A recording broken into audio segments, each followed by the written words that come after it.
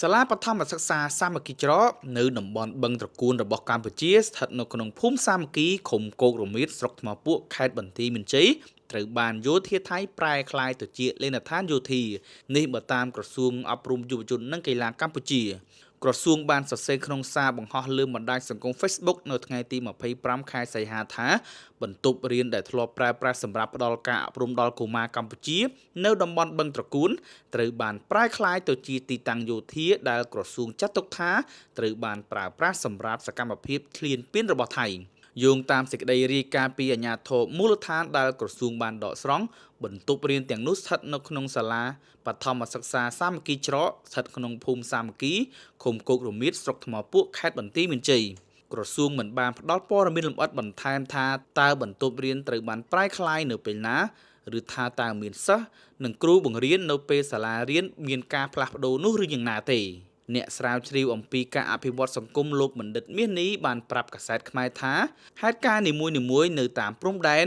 មិនគួរត្រូវបានមើលដោយឡែកពីគ្នានោះទេប៉ុន្តែគួរត្រូវបានពិចារណាក្នុងបរិបទទូលំទូលាយនៃវិវាទទឹកដីរវាងកម្ពុជានិងថៃបាទមែនតើទៅរឿងបញ្ហា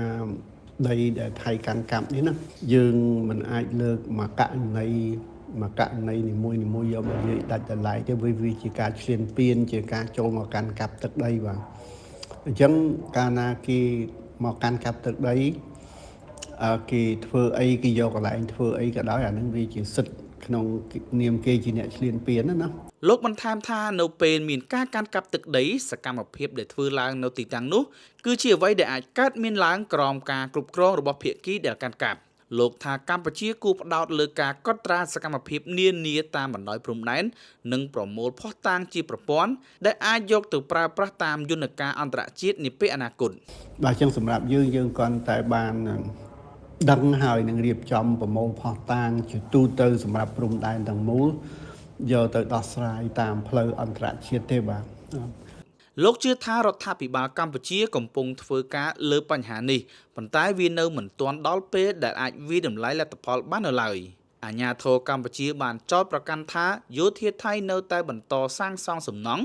និងហេដ្ឋារចនាសម្ព័ន្ធនៅតំបន់ដែលជាទឹកដីរបស់កម្ពុជានិងកំពុងស្ថិតក្រោមការគ្រប់គ្រងរបស់យោធាថៃ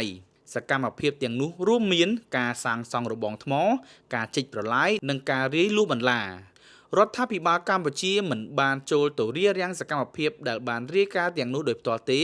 ប៉ុន្តែក្រសួងការបរទេសនិងក្រសួងការពារជាតិបានចេញលិខិតតវ៉ាតាមការទូតជាបន្តបន្ទាប់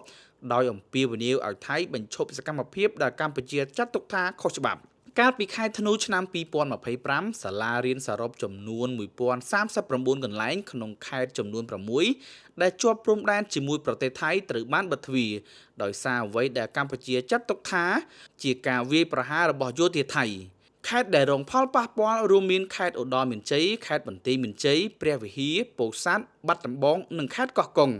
យោងតាមក្រសួងអប់រំយុវជននិងកីឡាការបិទសាលារៀនទាំងនេះបានប៉ះពាល់ដល់សិស្សចំនួនជាង240,000នាក់និងគ្រូបង្រៀនចំនួន9797នាក់